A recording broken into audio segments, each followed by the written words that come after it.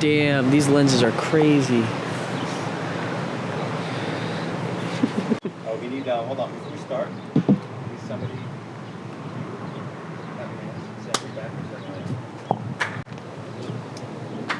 Good. Is it on that camera also? Sure. So, my name is Eli Cohen, and I play guitar in Manwolves. My name is Julian Freeman, and I play drums in Manwolves. I'm James McNear, and I'm the singer. I'm James McNear, and I'm the singer in Manwolves. Say I'm one more time. I'm Ari Garfin, and I play keyboards. I'm Michael Werner, and I play trumpet and some keyboards. And not here is Henry Wolf, who plays bass. Yeah. All right, so how do you guys start? I know you are an Evanston band based in Evanston, right? Tell me something about how you guys started the band. So we started in like middle school. Like when we all went to middle school together except for Michael. Michael was a Baker boy. But we all went to middle school together and we started like small bands. You know, we all played like different shit. Like when we first started off, you were playing guitar, I was playing guitar, you were playing drums. We had this kid named Quinn who was playing bass. And then like, you know, changed up. We were shit and then we like, you know, oh wait, can I curse? That's fine. All right, fuck it. Fuck it then. Yeah, no, then we had kid playing bass, Quinn, you know, we kicked him out, he smelled too bad. If Quinn ever sees this, sorry man, like, yeah, we love you, but like, sorry man. Then they made it so I was playing bass, and I was garbage at like, I wasn't that good at guitar, but I was terrible at bass. I didn't take a single bass lesson and shit like that. So it's just, I was god awful. And then we switched it up. We got Julian in playing drums, real good drummer. Then we got Henry playing bass, Michael in playing trumpet. And Schaefer was playing guitar. Schaefer was playing guitar for this guy named Schaefer. Yeah, but And then he moved on. yeah. Like as it is now, Manwolves became like a thing sophomore year, right? I'd say. Sophomore year. Yeah. Yeah. It went through a whole bunch of iterations. Summer Yeah. junior year, I do believe. Yeah. Because like We junior, put out our first project. like junior. November. Yeah, fall of junior year. Okay. Yeah. That's when that happened. But like we've been working on the music and stuff for a while before we ever did anything as a band, like out. So So like we've been playing together since like 8th grade as a band, just Like a not little like garage band? exactly Yeah. here, but Yeah. yeah. Yeah. Very casual. That's good. And then like Michael joined eventually, because he joined later on. And so like when Michael joined was like when we really started picking things up and we became like the band we are now. Yeah. But like before then we still did all the stuff we still do. It was just less and more low key. Yeah. So, going on to your music, you guys, coming from Evanston and the Chicagoland area, you guys have sort of inspirations that you kind of put into your music solely? Like I know Chance the Rapper has a lot of jazz and blues in his music. Do you guys have some sort of that element added into your music? We try our best not to like directly listen to the music that comes out of. I mean, like obviously we're gonna listen to it because we've all listened to like Chance and people since like freshman year or whatever. You know what I'm saying? And like kids these days and stuff like that. But like we never really like sit down and like listen to the things they do and try to copy it or emulate it at all. It's pretty much just like if we hear like a chord progression or a way someone like attacks a note or a chord maybe even, like it's just anything from like the vibe of a song down to the last note of whoever's solo on a certain song. You know what I'm saying? Like it's just little stuff like that, but we don't necessarily like. We don't go out. Yeah. It's not planned. Yeah. But like without a doubt, stuff that we've been listening to, like Chance and kids these days, they all have an influence on us. Okay. Yeah. Among plenty of other things. Yeah. Gotcha. Some more than outside of Chicago too. Yeah. That's good. That's good. Yeah. It's good to hear. A lot more than just outside Chicago. So I know you guys are all like pretty young, right? I'm guessing. All You guys- 18. He's 17. I'm 17. 17? Everyone 18. else is 18. 18. Wow. Okay. Yeah. So how has being that one high school band kind of affected you guys? Because I know high school bands in school, it's tough to juggle around. How have you guys handle that reputation as a high school band, but still have many thousands of views on SoundCloud? Well, pretty much everybody who isn't from our high school fucks with us for that. Like everybody who isn't from our high school is like, it's like, damn, you're crazy. You're like young as shit, like doing this. But then the people in our grade are the just people like- from our school is like, It's the oh, mentality of, that's like- Julian, that's Jamie playing yeah. some music. Like, Yeah, Like when you we know already people, those yeah, kids, we like- know these kids. Like, we're not gonna go to their shows. Yeah, you know, so. they're like, They don't need us. yeah, but like just And people like we see every single day, so it's just like either people listen to us and like us for being a high school band, or people like push it to the side, or then listen to it later and are surprised, or just don't listen to it at all. Because like, we've had like adults come to our shows who are like the owner of Metro. We played Metro, and like talking to him afterwards, and like hearing a high school band and then hearing what we actually do is like, yeah. Yeah, that's one thing that I've noticed is that initially people are kind of surprised that we're high schoolers because their perception of what a high school band is kind of like, you know, the stereotypical like garage band who's like, yeah, he'll be struggling, they'll like be keeping the band together when they're 30. Like that's what like I feel like people think of when they think of high school band, and then when they like hear our stuff, at least that's like some compliments that I've heard. They're like, wow, this is. But not saying that This like our together. stuff is like better than everyone Yeah. else by any means. It's just that like we're all young and making cool music, in my opinion. Probably the biggest example of that is we played this show in Pilsen, down at this like art expo. And we were the youngest ones in the whole place. Everyone was, like, above even 21. even with the audience included. So we get up on stage and everyone's kind of like, oh, like who are these little kids? Especially because we're like a bunch of white kids from up north, and we're in Pilsen, and like they're there to like enjoy music, and they're hearing us, and it was like at first like Michael said, like we got up and everyone's just kind of like okay, I'm gonna drink my wine, like and then we started playing, and it's like 30 to 50-year-olds like jamming the fuck out to some like hip hop. There was a bunch of like 30s Oh, and like there were some younger kids, but It was a there was a spectrum. hell of people, and then they start coming up and they started actually like listening to us, cause like when we first got up, it was like there was a big space between us and like the crowd. Like the crowd was not like up there. For like the other bands too, they weren't up there. But then we started playing, they started like moving in. It was really funny. But the thing was like it was a small room. Like the stage was too small for us. Like I was on me and Henry, who's not here. And it's like one of our smallest. It's like the smallest show we played, I think. And it was still like our favorite. Exactly. Yeah, it like was we one played of our like House of Blues That was the like most fun show. House of Blues was fun, but like this was like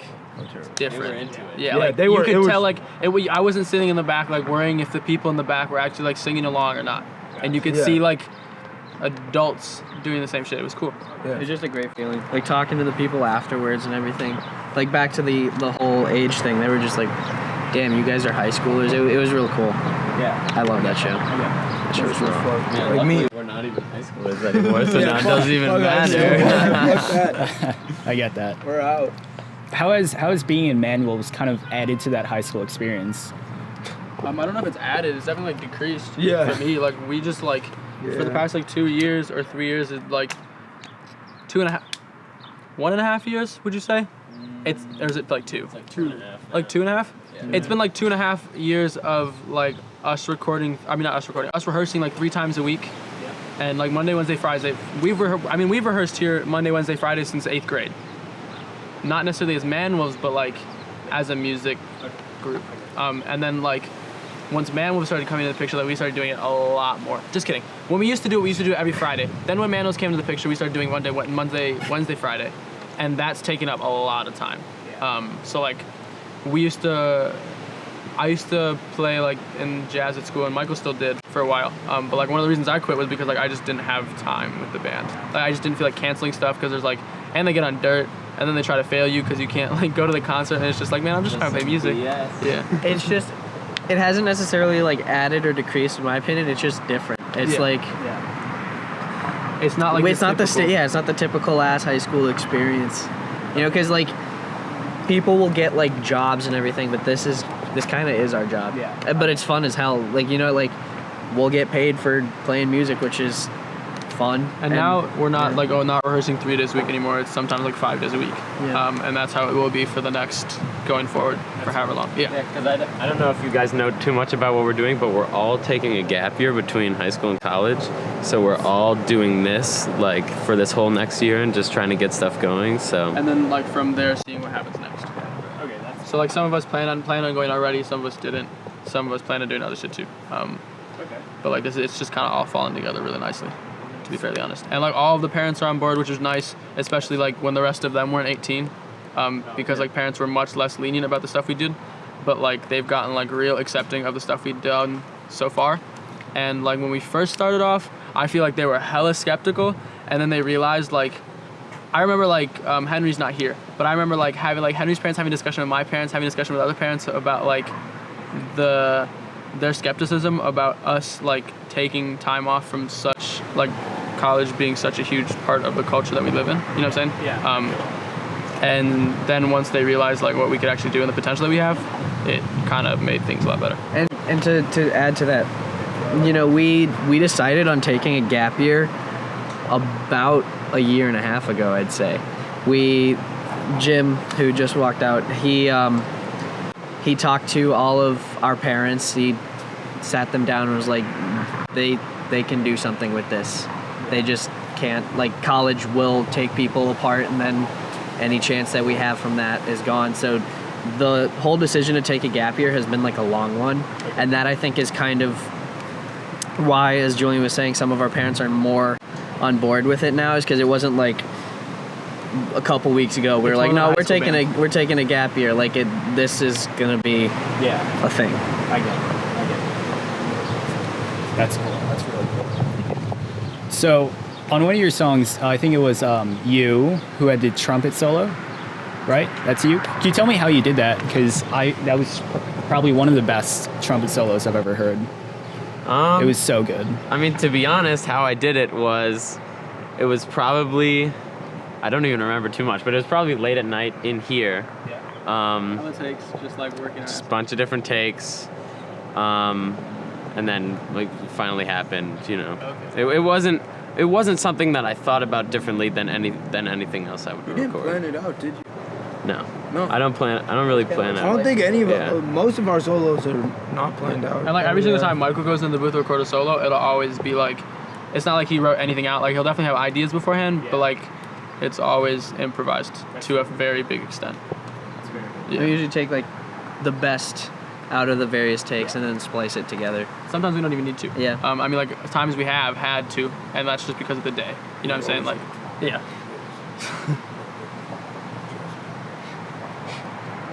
I got this one. Awesome. All right, for sure. Yeah, we just recorded. We're coming out with this new single pretty soon, but we just laid all the trumpet down. It's called These Days. We just laid the trumpet down. Just probably like the past hour was the trumpet, and now now we're here. We were in here. Were we here last week? Recording? Yeah. It was last Thursday, Friday, right? Yeah. And so we laid down all of it then, and then he was sick. He had 100-degree fever the other day. 103 or something like that. Yeah, so I couldn't practice for 5 days, so I had to do a lot of and so like when, lot like, of practicing. The time he's better, like we wanted to come back to the studio, and he's just like, I can't even put my mouth to the trumpet. Like it's just not working. So today was the first chance we've had to like actually finish and record the song, which is cool. Okay, that's good. And the trumpet's done for? Yeah, on this tune. That's great to hear. Yeah. Great to hear. Great. So, one more question. How has, I know, like you guys said, you're a high school band. How has a popularity on SoundCloud taken off? Because I know you got 44,000 hits on one song, then 22,000 on another. How has that kind of set you at in Manwolves? What do you mean? Like, do you mean like in regards to our peers at school? Yeah. How has it taken off from the peers at school? No one really grasped like that. really, No one really, like, and even if they did, I wouldn't really pay much mind to it, to be fairly honest. Like it's just like we said earlier, like there's a lot of people who just have the mentality that's like, because we know you, like because we're friends with you, it's not like as big of a thing as like someone from Lincoln Park or like GBS hearing, and Glenbrook South hearing us. You know what I mean? Like, because they don't go to school with us, they don't know us from Adam. You know what I'm saying? Yeah. We also know like hella musicians in the city, so there's also like a wide variety of like different groups of people that hear the music and to have like different reactions towards us and like what we do. And I think like what you're talking about, like having the high school environment and hearing like people's opinions at school, but then also hearing people's opinions that are like gym or like adult musicians we know doing the same stuff. It's really helpful. But I don't know how much we like personally take into account other people's like hard set opinions about what you do. What did you expect that a band would take? Commitment, or about I think as much as we put in,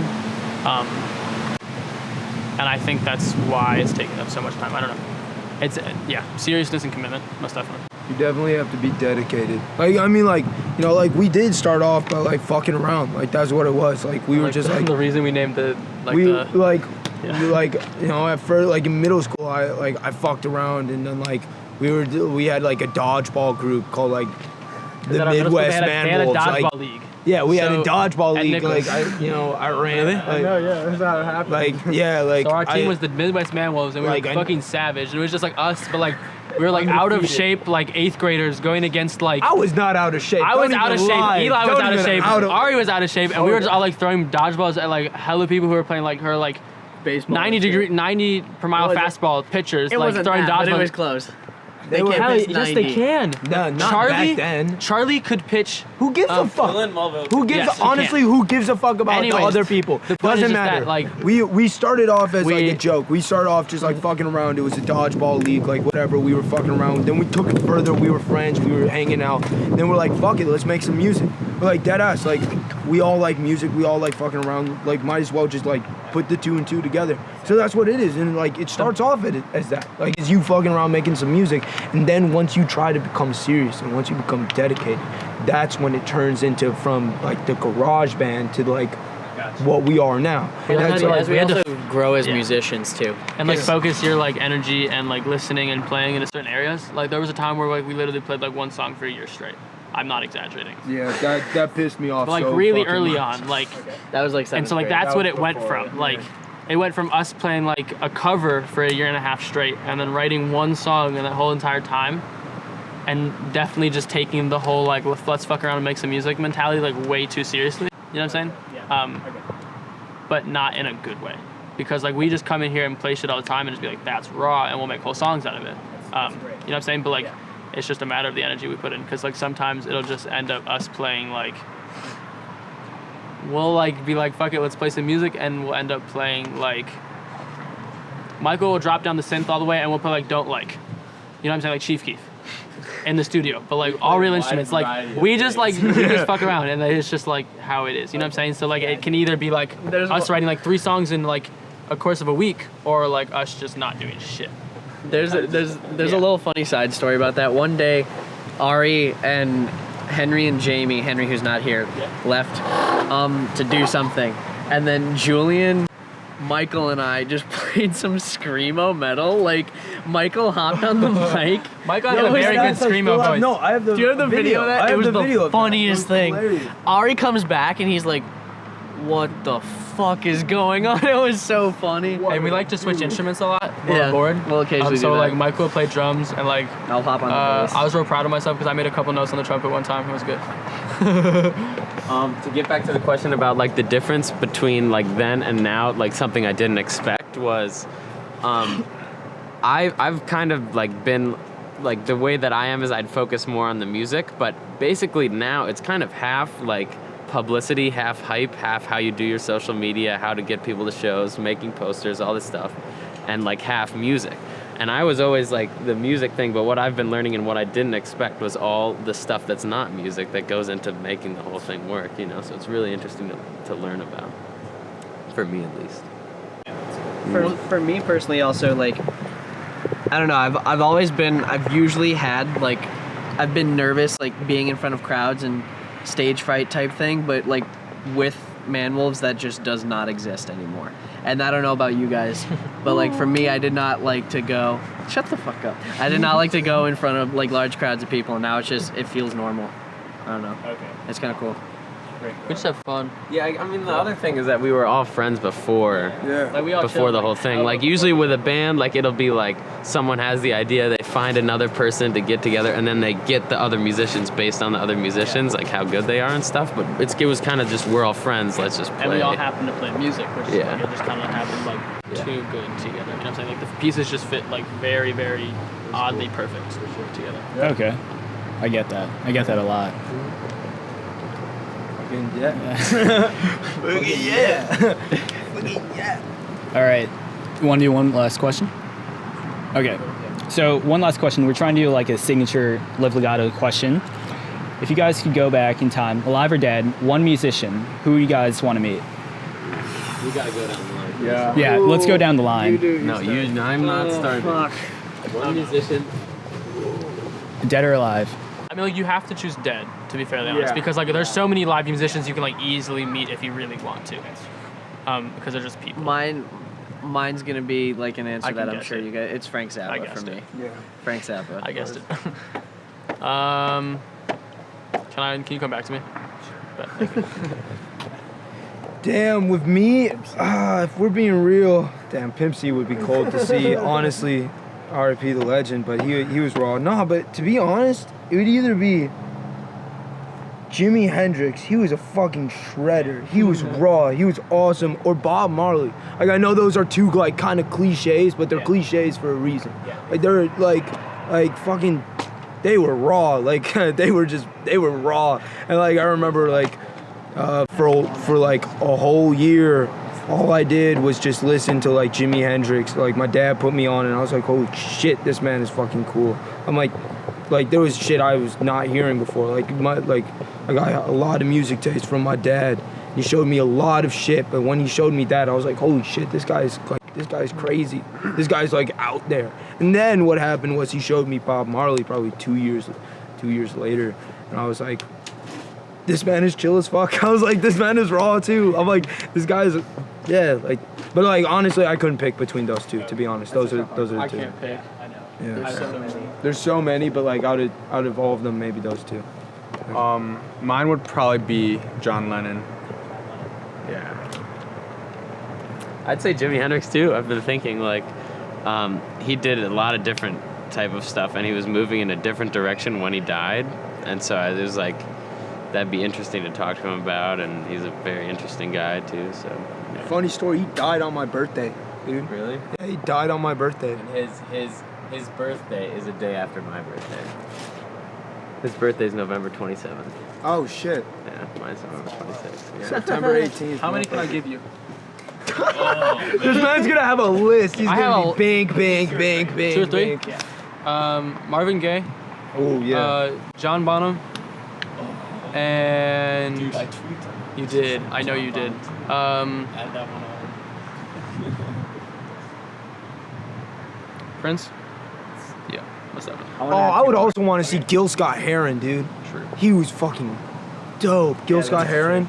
Oh, Never he mind. was awesome. My two others would be James Brown Okay. and Oh, yeah. Curtis Fuck. Mayfield. True. James Brown was. James Brown and Curtis Yo, Mayfield. this is why we can't do this question, because it's like the more they say, I'm like, damn, like, yeah, I would definitely want to see James Brown fucking live. Marvin Gaye, that would be so. Yeah. You should ask people if they could make a concert lineup with any artist they've ever seen from time, like dead or alive. Like, what would they pick? I've always like when I was younger, a family friend, or not when I was younger, like a couple years ago, a family friend of mine brought this shirt back from me. He just bought the shirt. It was a raw shirt, and it's like this collaboration between this company and Motown. And on the back of the shirt, it's just like all of the most famous Motown people on one like band list. And for me, it's always just been like, what would happen if you just like take like the coolest people you can think of musician-wise and just have them all sit down and play a show together, like, and then you see things like, what'd you say? Like together? Or Yeah, like I think different- together or like even like a lineup like of different things. I mean like Super Jam. They've done that for like, what was the one? George has- like, they George did the that one, on the We Are the World yeah, song, and there's you like know, the George where Harrison everyone's tribute on concert it. stuff like that, where like The they have We like Are a the whole bunch of World different song. musicians Yeah, that I play other did. people's stuff, but like a whole bunch of really good musicians. Yeah. That's a hard ass Good question. That's a Very good question. yeah. Cool. Yeah.